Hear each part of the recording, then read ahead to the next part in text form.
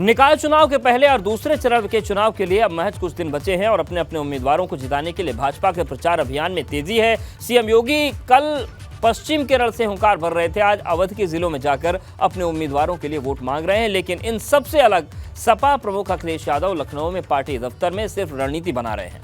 कहां पहले तो ये कहा जा रहा था कि इस बार चाचा शिवपाल और अखिलेश साथ साथ प्रचार करेंगे। कुछ ऐसी ही पश्चिमी यूपी के लिए अखिलेश और जयंत के लिए बोला जा रहा था, लेकिन प्रचार तो छोड़िए, अभी मंथन ही पूरा नहीं हो पाया। ऐसे में बड़ा सवाल यह है कि क्या नतीजे आने से पहले ही सपा ने निकाय के युद्ध में अपनी तलवार डाल दी है? और सवाल यह भी है कि क्या अधूरी तैयारियों से सपा 24 के लोकसभा चुनाव को जीतने का सपना देख रही है? ये उत्तर मांग रहा है प्रदेश।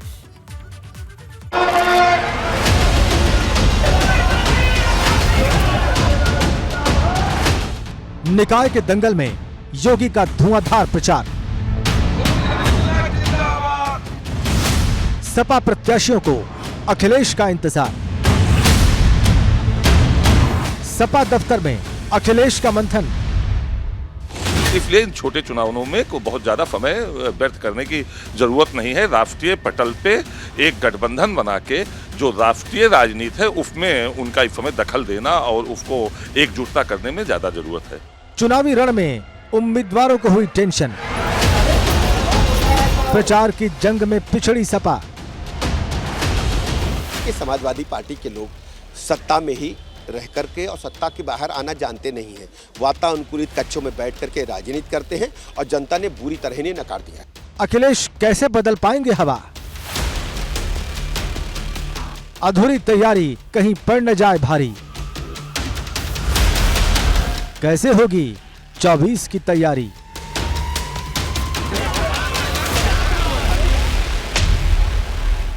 बिना मैदान में उतरे जीत वाला संदेश, उत्तर मांगे प्रदेश।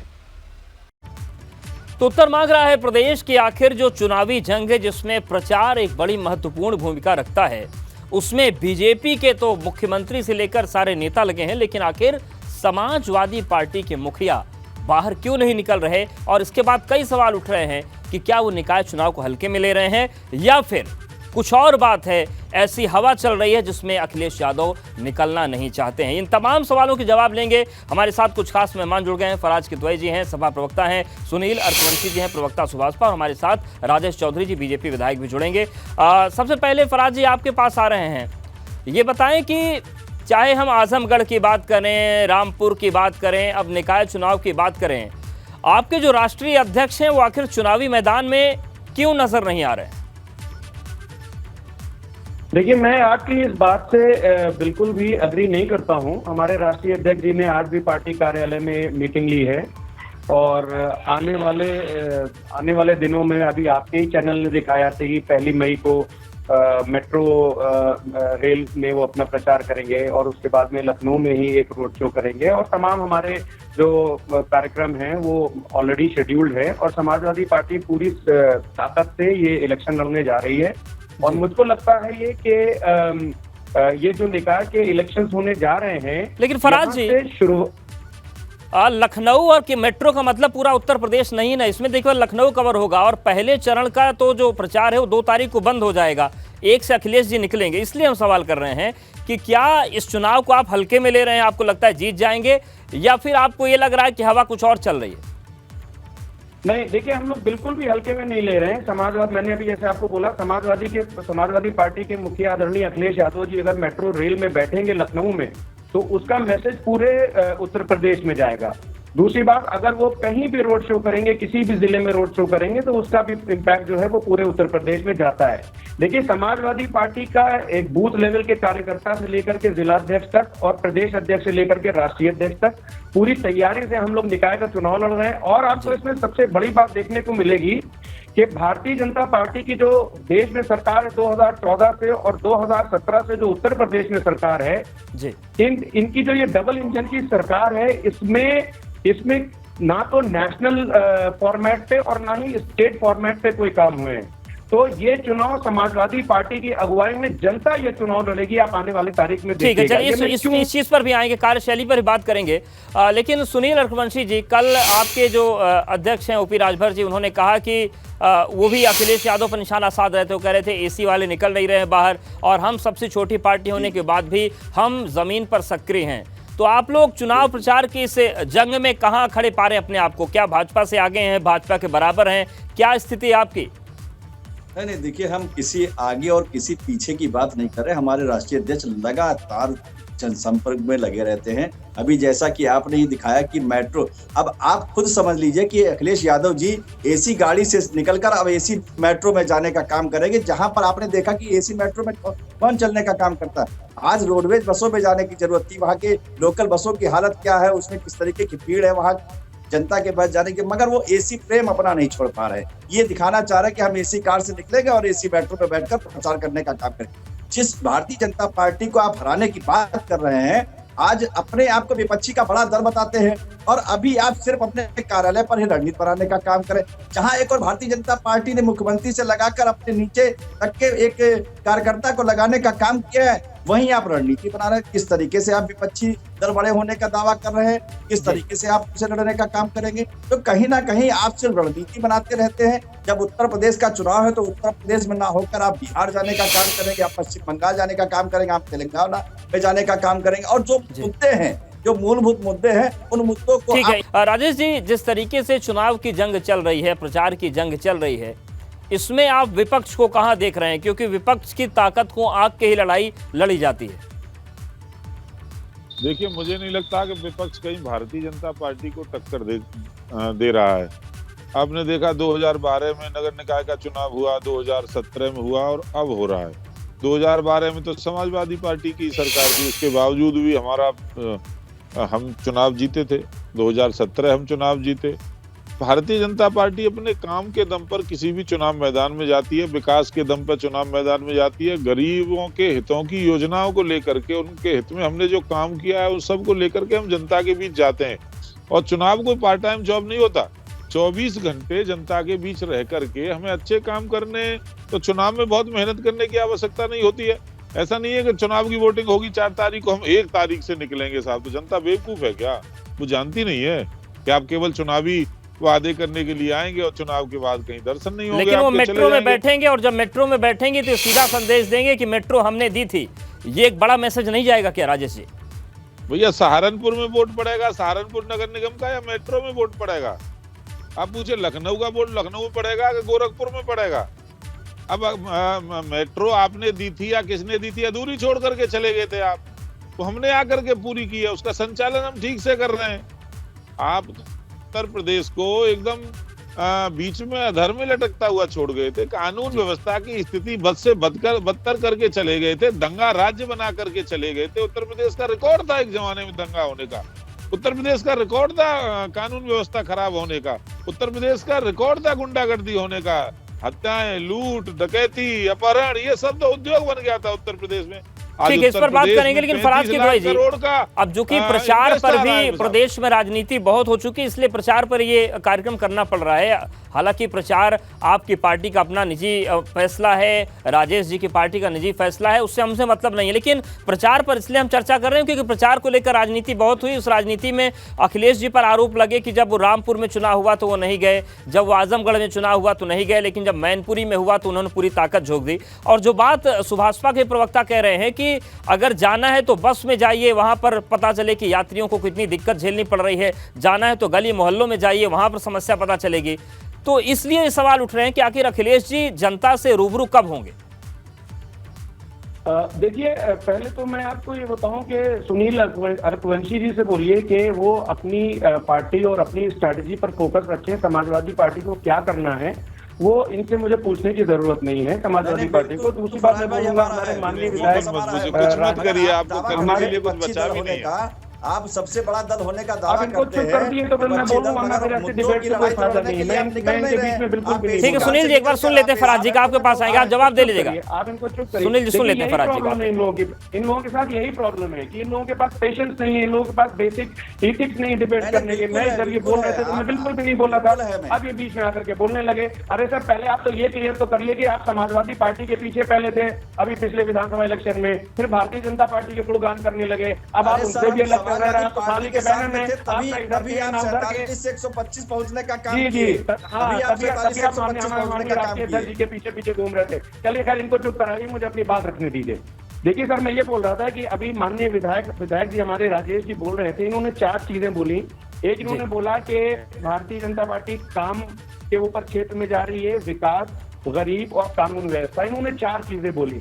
अब देखिए क्या है कि आप कोई भी काम करते हैं, अगर आप विकास की बात करते हैं, कानून व्यवस्था की बात करते हैं, तो आप उसको जज कैसे करते हैं? हम ये कैसे जज करते हैं कि हमारा बेटा क्लास 12th में उसने उत्तर प्रदेश में टॉप किया? ऐसे ही जज करते हैं ना कि उसको 98% मार्क्स मिले या 99% मार्क्स मिले। अब मैं आपको बताता हूं कि जो हमारे माननीय विधायक जी राजेश जी अभी बोल रहे थे, इंडियन एक्सप्रेस में 10 अप्रैल 2023 को पेज नंबर 9 पर एक खबर छपी थी जिसमें 2 सर्वे का जिक्र किया गया है। एक एनएसओ सर्वे 72nd राउंड 2014-15 का, और उसके बाद में पीरियोडिक लेबर फोर्स सर्वे 2018-19 और 19-20 का। इसमें इस सर्वे में इंडियन एक्सप्रेस में आप लोग जाकर के पढ़ लीजिएगा कि जो पॉवर्टी हेडकाउंट रेशियो था वो 2014-15 में 27% था, और 2018-19 में आकर के ये 32% हो गया है। तो उत्तर प्रदेश में और देश में गरीबी किस तरह से फैल रही है, ये भारत सरकार का डेटा बता रहा है, ये मैं नहीं बता लेकिन रहा। ये आंकड़े फराज जी, ये तो आप लोग ही जाके बताएंगे ना जनता को। ऐसा तो नहीं कि जिस पेपर का नाम ले रहे हैं उनके रिपोर्टर जाके जनता को जागरूक करेंगे। इसके लिए विपक्ष की भूमिका तो यही होती है ना कि आप बताइए वो आंकड़े जाकर ये हैं। तो देखिए, ये आपके माध्यम से बताए जा रहे हैं और हम लोग बूथ लेवल तक बता रहे हैं। इसकी बिल्कुल भी चिंता ना की जाए। समाजवादी पार्टी बहुत ऑर्गेनाइज तरीके से बूथ लेवल पे जा रही है। दूसरी बात, विकास की अब इनकी हम बात कर लेते हैं जी। अभी हमारे माननीय विधायक जी ने विकास बोला। ह्यूमन डेवलपमेंट इंडेक्स जो यूनाइटेड नेशंस की एक रिपोर्ट है, उसके हिसाब से भारत का नंबर एसडीआई में 132 आउट ऑफ टोटल 191 कंट्रीज। अब ये बोलेंगे कि साहब मैं विदेश का डेटा मानता नहीं हूँ। सवाल यह है कि निकाय के रण में योगी का धुआंधार प्रहार, लेकिन सपा उम्मीदवारों का अखिलेश का इंतजार, इन सब के बीच सवाल उठ रहे हैं। और सुनील अरकवंशी जी, फराज जी भी आपसे पूछ रहे थे कि आप लोग को तो अपनी ही पार्टी पहले डिसाइड करनी, स्टैंड डिसाइड करना है, और आप लोग एसी वाली राजनीति की बात करते हैं। देखिए, बिल्कुल इसलिए ये सवाल उठता है क्योंकि ये अपने आप को बहुत बड़ा विपक्षी दल बताने का काम करते हैं, और भारतीय जनता पार्टी से अब किस तरीके से लड़ने का काम करेंगे। जब हमारे नेता माननीय राष्ट्रीय अध्यक्ष श्री ओम प्रकाश राजभर जी का कहना है कि आप जब तक जनता के बीच में, जनता के पास 365 दिन जाने का काम नहीं करेंगे, तब तक आपको कैसे जनता, आप मुद्दे तो उठाते नहीं है, आप सिर्फ रणनीति तय करने का काम करते हैं। और इन्हीं की पार्टी के लोग, इन्हीं की पार्टी के भी माननीय सांसद इन्हीं के बता रहे कि अब अखिलेश जी हमारी बात को सुनने का काम नहीं कर रहे, वो चाहे हमको निकालने चाहे तो निकाल दे। इन्हीं के लोग ही आरोप लगा रहे। आज इनके खिलाफ लोग नफरत करने का काम कर रहे हैं। लोग बता रहे हैं कि आज हम समाजवादी पार्टी को ना वोट करें, चिट्ठियां वायरल हो रही। तो अब ये इनको खुद चिंतन करना चाहिए, आखिर इस तरीके की बातें क्यों आ रही। तो ये सवाल हमारा भी बनता है क्योंकि हम भी इनके साथ में रहे। जब हम इनके साथ में रहे, हम इनको रणनीति बताने का काम करते थे। राष्ट्रीय अध्यक्ष यही कहते थे, आजमगढ़ में निकलिए, रामपुर में निकलिए, मगर आप प्रचार के लिए नहीं निकल रहे थे। और नगर निकाय जी बिल्कुल। राजेश जी, क्या इसका फायदा आपको मिलेगा? अखिलेश जी अगर मैदान में नहीं जा रहे हैं चुनाव के, तो क्या इसका फायदा आपको मिलेगा? देखिए, मैं केवल 2 बातें कहूँगा। एक तो ये कहूँगा अखिलेश जी क्यों नहीं जा रहे हैं, तो अखिलेश जी बता सकते हैं। आजमगढ़ में भी नहीं गए थे क्योंकि वहाँ भाई चुनाव लड़ रहा था। मैनपुरी में दरवाजे जा रहे थे क्योंकि वहाँ पत्नी चुनाव लड़ रही थी। और एक बात जो हमारे समाजवादी पार्टी के प्रवक्ता हैं, उन्होंने बहुत अच्छी बात कही कि किसी भी विद्यार्थी का मेहनत कैसी रही है उसका रिजल्ट बताता है। 12th के विद्यार्थी को कितने % मार्क्स आएंगे। ये बिल्कुल मैं इनकी बात से सहमत हूँ। 2012 का रिजल्ट देखिए, 2014 का रिजल्ट देखिए, 2017 का रिजल्ट देखिए, 2019 का रिजल्ट देखिए, 2022 का रिजल्ट देखिए, और ये वाला रिजल्ट देखिए। इसका मतलब ये खुद ही मार रहे हैं कि हम हारेंगे। ये खुद तैयार बैठे, इसीलिए इनकी हिम्मत नहीं हो रही है जनता में जाकर के अपनी बात कहने की। कोई इनको स्वीकार करता नहीं है, किसी प्रकार की स्वीकार्यता जनता में बची नहीं है। जी। इनका आतंक का राज देखा था, दंगों का राज ठीक है फराज देखा जी, था। रिजल्ट और का जिस हवाला तरह से राजेश अतीक दे रहे अहमद हैं, के साथ खड़े होकर के, उसका जवाब तो आप अतीक अहमद दीजिएगा, के साथ लेकिन खड़े एक सवाल ये होकर भी के है कि अखिलेश ये जी के नाम से जो समाजवादी प्रत्याशी पार्टी मैदान में गुंडों को आए समर्थन हैं, करती है, तो उत्तर प्रदेश उनका में इंतजार करती खत्म होगा कि नहीं? क्योंकि हर प्रत्याशी चाह रहा होगा कि अगर अखिलेश जी आ जाए तो हमारी लड़ाई मजबूत हो जाएगी। उस प्रत्याशी का क्या? देखिए, अभी आपके जो हमारी अभी जो डिबेट चल रही है उसमें हम लोग देख रहे हैं कि हमारे माननीय राष्ट्रीय अध्यक्ष जी पब्लिक में मूव कर रहे हैं। और दूसरी बात ये है कि हमको भारतीय जनता पार्टी और रघुवंशी जी की जो पार्टी है उसकी कोई सलाह की जरूरत नहीं है। समाजवादी पार्टी एक मजबूत विपक्ष है उत्तर प्रदेश का, जो कि भारत का सबसे ज्यादा पॉपुलर प्रदेश है।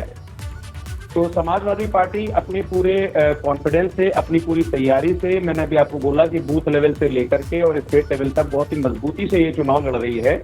और अभी हमारे माननीय विधायक जी से जो अभी हमारे माननीय विधायक जी बोल रहे थे, तो वही रिपोर्ट कार्ड ये सामने लाए ना कि जीएसडीपी उत्तर प्रदेश में 2012 में करंट प्राइस कितनी थी, चुनाव आ आज की गया तारीख तो में चुनाव कितनी का है, रिजल्ट ही तो रिपोर्ट कार्ड होता है कितना किसी भी था। राजनीतिक दल का। अरे माननीय विधायक जी आप भाई साहब मेरी बात नहीं बोला तो मुझे बोलने दीजिए ना। विद्यार्थी ने साल भर क्या किया ये तो रिजल्ट बताता है। आप ही की बात में तो आगे बढ़ा रहा हूँ।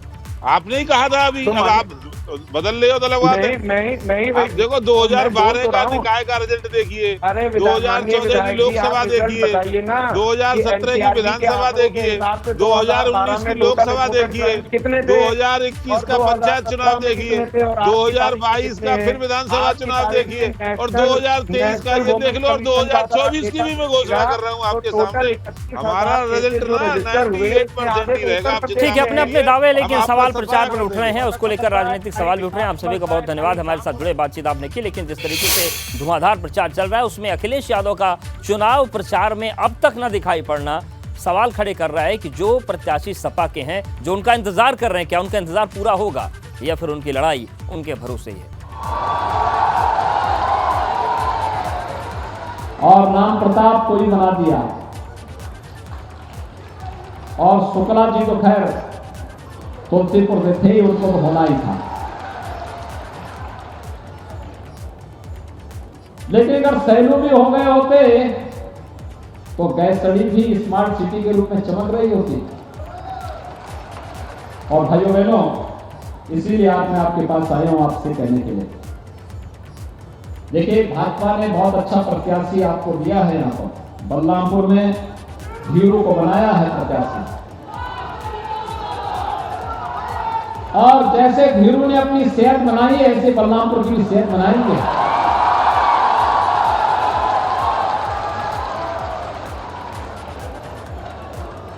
उतरौला से श्रीमती सविता गुप्ता को,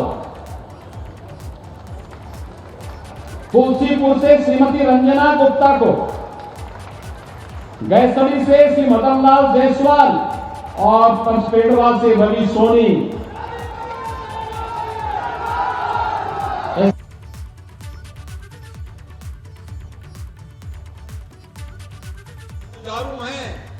इनको जिता करके भेजिए, और विकास के लिए पैसे की कमी नहीं होगी, मैं आपको बताने के लिए आया हूं।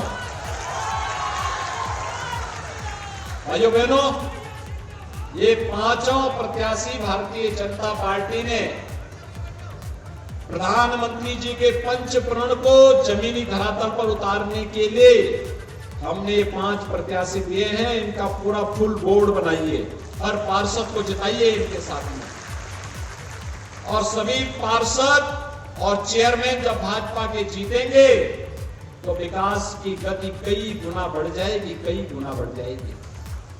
आप सब सहमत हैं? सभी लोग सहमत हैं? जहां तक आवाज जा रही है सभी लोग सहमत हैं? और इनके समर्थन में दोनों हाथ ला करके मेरे साथ बोलेंगे, दोनों हाथ ला करके बोलेंगे, भारत माता की, भारत माता की, भारत माता की।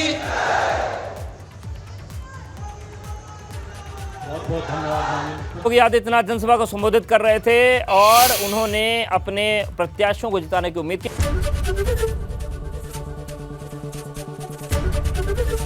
एबीपी गंगा, खबर आपकी, जुबान आपकी।